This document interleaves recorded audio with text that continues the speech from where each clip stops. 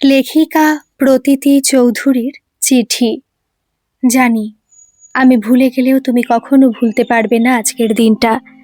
আজকের দিনেই যে তুমি অনেকটা সাহস করে বলেছিলে আমরা যদি এভাবেই সবসময় একসাথে থাকতে পারি, মানে এভাবেই একসাথে চলতে পারি, কখনো আলাদা হতে না হয়। সত্যি বলছি, সেদিন কেমনই ন্যাকা ন্যাকা লেগেছিল তোমার কথাগুলো। একে চৈত্রের গরম দুপুর, তারপর ভিড়ে ভর্তি বাসে দুজনে দাঁড়িয়ে, একটা সিট পর্যন্ত পাইনি। এটা কি কোনো সময় হলো প্রপোজ করার? তাছাড়া সত্যি বলতে কি, তোমার মতো ধীর স্থির আবেগহীন প্র্যাকটিক্যাল কাজ পাগল একটা লোক যে কখনো প্রেমে পড়তে পারে সে ধারণা আমার ছিল না। হয়তো সেজন্যই খানিকক্ষণ হাঁ করে তাকিয়েছিলাম তোমার চোখের দিকে। মাত্র কয়েকদিন আগেই এপ্রিল ফুল পেরিয়েছিলাম, তাই ভাববার চেষ্টা করছিলাম আমাকে আবার ফুল বানাচ্ছ না তো। অবশ্য তোমার চোখের দিকে তাকিয়ে লাভ কিছু হয়নি। জ্যোতিষী তো ছিলাম না যে চোখ দেখে মনের কথা বুঝে যাব। তবে এর মধ্যে ভালো ব্যাপার যেটা হয়েছিল সেটা হলো বাসটা বেশ কয়েকটা স্টপেজ পেরিয়ে কিছুটা খালি হয়ে এসেছিল। ভাগ্যের জেরে দুটো পাশাপাশি সিট পেয়ে গেছিলাম আমরা। বসার একটু পরেই তুমি আমার কাছে উত্তরটা আবার জানতে চেয়েছিলে। প্রথমে তো রাগই হচ্ছিল, ভাবছিলাম এ কেমন ছেলে রে বাবা, এই সবে 2.5 মাস হলো আলাপ হয়েছে, এরই মধ্যে একসাথে সারা জীবন চলার প্রপোজাল দিচ্ছে, তাও আবার বিনা অর্থ ব্যয় এরকম শুকনো প্রস্তাব। কত মুভিতে দেখেছি, বইয়েও পড়েছি, হিরোরা কেমন ক্যান্ডেল লাইট ডিনারে নিয়ে গিয়ে দামি রিং বা লকেট পরিয়ে হিরোইনকে প্রপোজ করছে। হিরোইন নাইবা হলাম, তাই বলে এরকম একটা ঘেমো দুপুরে গিজগিজে লোক ভর্তি বাসে, 5 স্টার হোটেল না হোক অন্তত একটা নিরিবিলি পার্ক বা নির্জন নদীর তীরে, সেটুকু কি ডিজার্ভ করতাম না আমি? হ্যাঁ বা না কিছু বলার চেয়ে রাগটাই বেশি হয়েছিল আমার। তাই হয়তো অনেকক্ষণ চুপচাপ থেকে মনে মনে ভাবছিলাম এরকম কিপটে লোকের সাথে সারা জীবন চলার চেয়ে একলা চলা ঢের ভালো। সেটা অবশ্য মুখে বলতে পারিনি। একগাল হেসে বলেছিলাম, আসলে সারা জীবনের ব্যাপার তো, মানে দুম করে কি এত বড় ডিসিশন নেওয়া যায়? তাছাড়া আমি আবার সহজে কাউকে বিশ্বাস করতে পারি না। তোমাকে তেমনভাবে কতটুকুই বা জানি আমি? একে অপরকে জানার জন্য সময়ও তো দরকার। আমাকে চুপ করিয়ে দিয়ে তুমি সাথে সাথে জিজ্ঞাসা করেছিলে, কতদিন সময় লাগবে বলো? কিছু না হলেও মনে মনে তোমার সাহসের তারিফ না করে পারিনি। ভাবছিলাম, কি জানি এটা কততম বার, মানে এর আগে কতজনকে এরকম প্রপোজাল দিয়েছো? অবশ্য সেসব মনের কথা মনেই ছিল, সেদিন মুখে বলেছিলাম। অন্তত 6 মাস তো লাগবেই একে অপরকে জানার জন্য। তুমি খুব তাড়াতাড়ি হিসেব কষে বলেছিলে, আজ 7 এপ্রিল, 6 মাস পর মানে 7 অক্টোবর। ঠিক আছে, অপেক্ষা করব। জীবন কত অদ্ভুত তাই না? তোমাকে অপেক্ষা করাতে চেয়ে ধীরে ধীরে নিজেই কেমন অপেক্ষার জালে ঝুলে পড়লাম। মনে আছে তোমার গল্পের নায়কদের মতো সেই দিন তুমি ডায়মন্ড রিং বা বিদেশি পারফিউম কোনোটাই গিফট করনি, বরং প্রতিদিনের মতো সাধারণ একটা চকোলেট আমার হাতে দিয়ে বাস থেকে নেমে গেছিলে। সেদিন বুঝতে না পারলেও আজ বুঝি এখানেই তুমি অন্য সকলের চেয়ে আলাদা। লোক দেখানো ভালোবাসাটা তোমার কোনোদিনই আসে না, তাই তো? তুমি কোনো নিরিবিলি পার্কে, ঝর্ণার ধারে, বাহারি ফুল বাগানে হাঁটুতে বসে হাতে হীরের আংটি নিয়ে আমাকে আই লাভ ইউ বলনি। ক্যামেরার লেন্সের সামনেই ওসব মানায়। ওটা যে আমাদের বাস্তব নয়, কেবলই একটা ফ্যান্টাসি। তুমি তো গরম দুপুরের ভিড়ে ঠাসা বাসে পাশাপাশি থেকে একসাথে সারা জীবন চলতে চেয়েছিলে, যেটা আমাদের মধ্যবিত্ত জীবনের চরমতম সত্যি। জানো, সেদিন যখন তুমি বাস থেকে নেমে যাচ্ছিলে মনের মধ্যে কেমনই একটা উথাল পাথাল হচ্ছিল, যেন কিছু হারিয়ে যাওয়ার যন্ত্রণা দলা পাকিয়ে জমাট হচ্ছিল গলার কাছে। অন্যদিনের মতো যখন তুমি বাস থেকে নেমে জানালা দিয়ে আমাকে বিদায় জানাচ্ছিলে, কেন জানি না আমার চোখ দুটো ঝাপসা হয়ে আসছিল, বিশ্বাস করো। বুঝতে পারছিলাম না সেটা নিছকই তোমাকে 6 মাসের মিথ্যে অপেক্ষাতে ঝুলিয়ে দেওয়ার জন্য, নাকি আমার নিজের মনের অনুভূতিগুলো নিজেরই টের না পাওয়ার জন্য। ধীরে ধীরে বাসটা ছেড়ে গেছিল, তুমি চোখের ওপাশ থেকে হারিয়ে গেছিলে। আমি মুঠো খুলে দেখেছিলাম তোমার দেওয়া চকোলেটের খাপটা। জানো, কিছুতেই আর সেদিন ওটা বাসের জানালা দিয়ে রাস্তায় উড়িয়ে দিতে পারিনি। তুমি হয়তো শুনলে হাসবে, তোমার দেওয়া বার্থডে গিফটের জুয়েলারি বক্সটাই সযত্নে ওটা আজও রাখা আছে। হীরের আংটি তো রাস্তাতে পড়ে থাকলেও দামি, কিন্তু কোনো রাস্তায় ফেলে দেওয়ার জিনিস যে কিভাবে ভালোবাসার অনুভূতিতে সমহিমায় দামি হয়ে উঠতে পারে তা আমি তোমার কাছেই শিখেছি। অবশ্য আরও 10টা প্রেমের গল্পের মতোই আমাদের গল্পটাও সহজ ছিল না। তুমি আর আমি মানে সম্পূর্ণ বিপরীত দুই মেরু। তুমি গ্রাম্য সরল ভাবনা, খাওয়া পড়া ঘুমোনোর নিত্য সোজা জীবনযাপন, সাধারণ সাজ পোশাকে অভ্যস্ত। আমি জমিদারি পরিবার থেকে উঠে আসা শহুরে জৌলুসে বড় হয়েছি দিবারাত্র। প্রথম থেকে আমাদের ভাবনাগুলো ছিল একদম আলাদা। তুমি রাস্তাতে হেঁটে যাবার সময় ক্ষেতের দিকে আঙুল তুলে বলতে, দেখছো কি কঠিন পরিশ্রমে ফসল ফলায় চাষিরা, বিনিময়ে কিছুই তো তেমন পায় না। রোদে বৃষ্টিতে কাদা ঘেঁটে কেমনভাবে কাজ করতে হয় ওদের, আর আমরা ঘরে বসে তার ফল ভোগ করি। ঠিক তখনই ধুলো উড়িয়ে পেরিয়ে যাওয়া ঝকঝকে কোনো মার্সিডিসকে দেখিয়ে আমি বলে উঠতাম, এসি গাড়িতে বসে থাকা ওই মানুষগুলো কখনো ভেবেছে আমাদের মতো রোদে জলে ভিড় বাসে ঠাসাঠাসি হয়ে ডিউটি করতে যাওয়ার কি কষ্ট? নিচের থেকে উপরের দিকে দেখো, নিচের দিকে কেন? তুমি আমার দিকে তাকিয়ে হাসতে। হ্যাঁ, এরকমই শত ব্যবধান ছিল আমাদের। আমি ছিলাম ঠিক যতটা কল্পনাবিলাসী স্বপনচারিণী উচ্চাকাঙ্ক্ষী, তুমি ততটাই ঠিক মাটিতে হেঁটে চলা বাস্তবে বিশ্বাসী একজন মানুষ ছিলে। তবুও কিভাবে যে তোমার মতো মানুষ আমার প্রেমে পড়েছিল সেটাই আমার কাছে আজও আশ্চর্যের। আমি তো কখনোই সেই অর্থে তোমার প্রেমে পড়তে পারিনি। এত ব্যবধানে কারো প্রেমে পড়া সম্ভব নাকি? তাছাড়া ছোট থেকে অলরেডি এতবার প্রেমে পড়েছি আর এত জনের প্রেমের প্রস্তাব পেয়েছি যে যতবারই ডায়েরিতে প্রেমের সংখ্যাটা লিখতে বসেছি তা বদলে গেছে।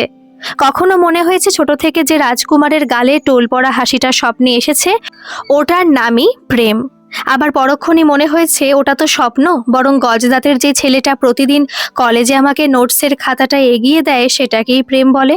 আবার কখনো মনে হয়েছে এসব কোনো কিছুই প্রেম নয়, জীবনে প্রথমবার যেই মুখ ভর্তি দাড়ি দাদাটাকে ভালো লেগেছিল সেটাই ছিল আসল প্রেম। আফটার অল ফার্স্ট লাভ তো চিরকাল হৃদয়ে গেঁথে থাকার মতো। কখনো আবার মনে হয়েছে তাও নয়, বরং ছোট্টবেলায় যেই ছেলেটার সাথে অবুঝ মনে কাটাকুটি চোর পুলিশ খেলতাম সেই আমার প্রেম ছিল। অনেক সময় আবার এই সব কিছুই মিথ্যে মনে হয়েছে। ভেবেছি যে আমারই মতো প্রেমের সংখ্যা খুঁজতে গিয়ে একের পর এক রাত্রি জেগে কবিতার জন্ম দেবে, যে ঠিক আমারই মতো খুঁজে চলবে ভালোবাসার সত্যিকারের মানেটা, যার সাথে দেখা হলে হিন্দি সিনেমার স্টাইলে হৃদয়ে ভায়োলিন বেজে উঠবে, যার সাথে আমার সব ভাবনার পারফেক্টলি ম্যাচ করে যাবে, সেই হবে আমার প্রকৃত প্রেম। না, এসবের কোনোটাই তো ছিলে না তুমি। দুম করে তোমার প্রেমে পড়বো কি করে বলো তো? তবে জানি না কেন প্রতিদিন যখন কাজ সেরে বাড়ি ফেরার সময় হতো তুমি বাস থেকে নেমে টাটা করতে, বুকের বাম দিকটা কেমন চিনচিন করতো। তোমার মতোই কখনো হয়তো ভুল করে নিজের মন বলে উঠতো, এভাবেই কি একসাথে আমরা সব সময় থাকতে পারি না?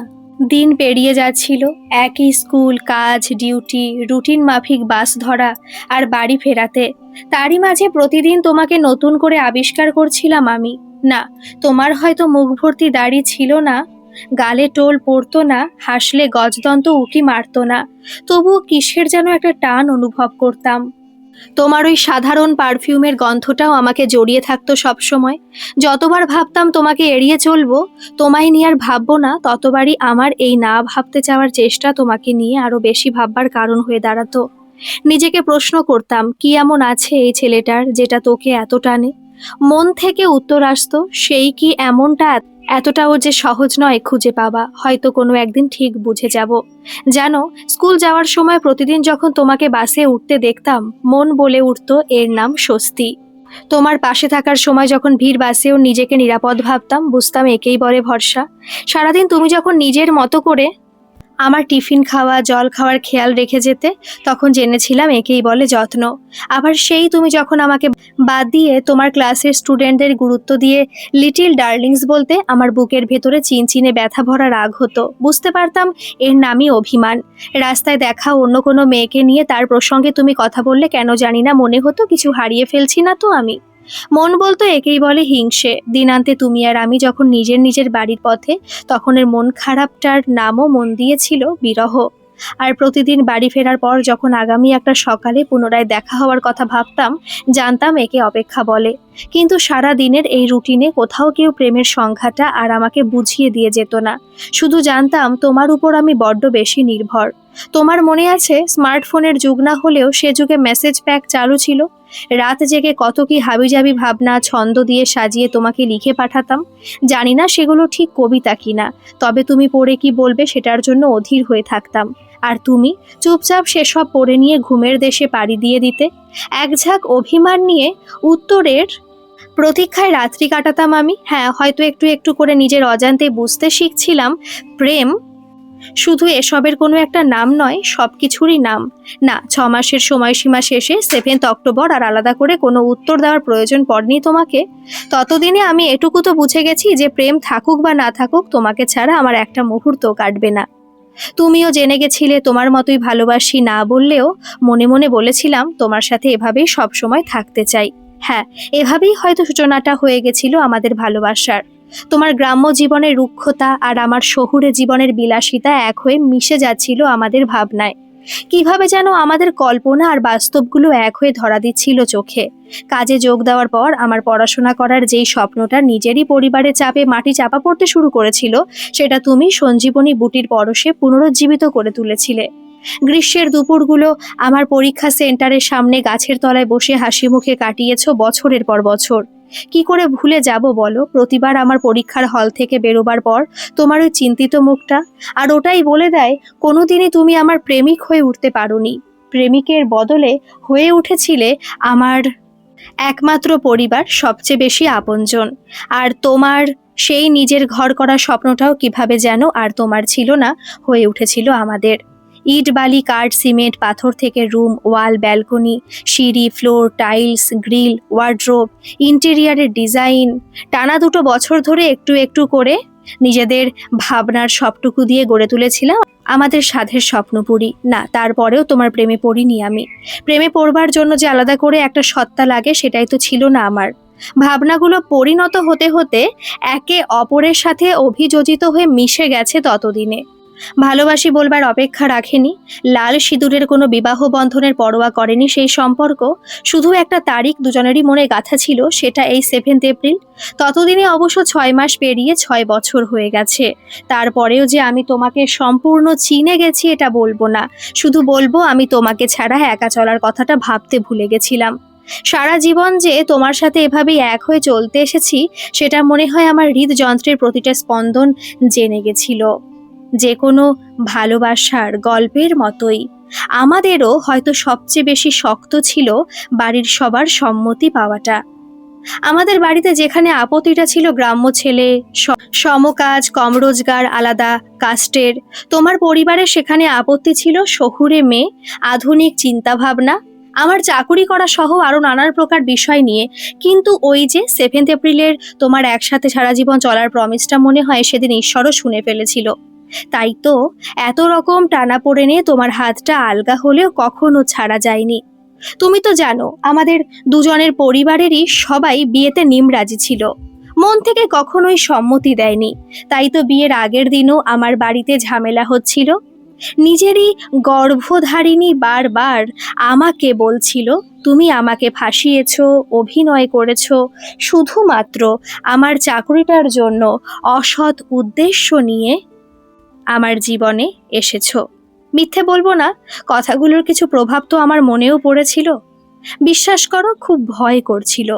চোখ দুটো বারবার ঝাপসা হয়ে আসছিল। চোখের সামনে যেন আগামী দিনগুলো অন্ধকারে ভাসছিল। কোথাও একটা মনে হচ্ছিল এত বড় একটা সিদ্ধান্ত নিজের জেদে নিয়ে সত্যি কোনো ভুল করে ফেললাম না তো। আবার কোথাও মন বলছিল 6 মাস নয়, 6 বছর ধরে তোমাকে চিনি, তারপরেও ভুল হতে পারে কি? হঠাৎই ফোনটা এসেছিল তোমার। সেই সন্ধ্যায় তুমি বাড়ির গেটের সামনে একবার আসতে বলেছিলে। বিয়ে বাড়ির ঘর ভর্তি লোকের চোখ এড়িয়ে হাতে মেহেন্দি নিয়ে যখন গেটের কাছে এলাম, তখন তুমি হাসি মুখে ধরিয়ে দিলে ফাইলটা। হ্যাঁ, আমার মেহেন্দি করা যেই হাতে তোমার নাম লেখা ছিল সেদিন, সেই হাতে ধরা ফাইলে তোমার স্বপ্নপুরীর মালিকানায় আমার নাম লেখা ছিল সেদিন। ভুল শুধু আমার পরিবারের নয়, 6 বছর ধরে আমারও যে তোমাকে বুঝতে হয়েছিল তা মনে হয় আরও একবার নতুন করে জেনেছিলাম। কোনোদিন যাকে কিপ্টে ভেবে একসাথে চলা সম্ভব নয় ভেবেছিলাম, সে যে নিজের সবটুকু এইভাবে উজাড় করে দিতে পারে তা সত্যিই ধারণা ছিল না। বিশ্বাস করো, নিজের রুমে এসে ফাইলটা জড়িয়ে ধরে অনেকক্ষণ কেঁদেছিলাম। হয়তো এতটাই কেঁদেছিলাম যে বিয়ের পর ওই বাড়ি থেকে আসতে আর চোখে জল আসেনি। হ্যাঁ, আজ 8টা বছর পেরিয়ে আমাদের জীবনে আরও একটা 7th এপ্রিল। তোমার দেওয়া স্বপ্নপুরীকে প্রতিদিন একটু একটু করে নিজের মতো করে সাজাবার চেষ্টা করে চলেছি। শুধু দামি ফার্নিচার আর শোপিস দিয়ে নয়, অনেকটা নিজস্বতা আর ভালোবাসা দিয়ে। তোমার কাছে যে শিখেছি তুচ্ছ জিনিসও কিভাবে আদর মেখে দামি হয়ে যায়। তবে প্রেমের সংখ্যাটা হয়তো আজও আমি তেমনভাবে গুছিয়ে ডায়েরিতে লিখে রাখতে পারিনি। ওই যে তোমার প্রেমে পড়তে পারিনি আজও। শুধু জানি তোমাকে ছাড়া এক পাও চলতে পারি না আমি। একটা মুহূর্ত চোখের আড়াল হলে কেমনই যেন হাঁপিয়ে উঠি। দিনের শুরু থেকে শেষ সবটাই হয় তোমার সাথে। আর এতটা নির্ভরতার পরেও তুমি আমার স্বতন্ত্রতাকে সম্মান করো। তাই তো কখনো আমার কোনো মতামত নিয়ে জোর করনি। তা সে আমার নিজের পদবি ধরে রাখা হোক বা শাখা নোয়ার ঘেরাটোপ থেকে মুক্তি। হ্যাঁ, যেই মানুষটা সব সময় আমার সাথে থাকে তার জন্য আলাদা করে কোনো চিহ্নটা সত্যি খুব হাস্যকর লাগে আমার। সম্পর্ক যে সমাজের কোনো রীতি নিয়ম তৈরি করে না, তৈরি করে দুজনের মানসিক অঙ্গীকার।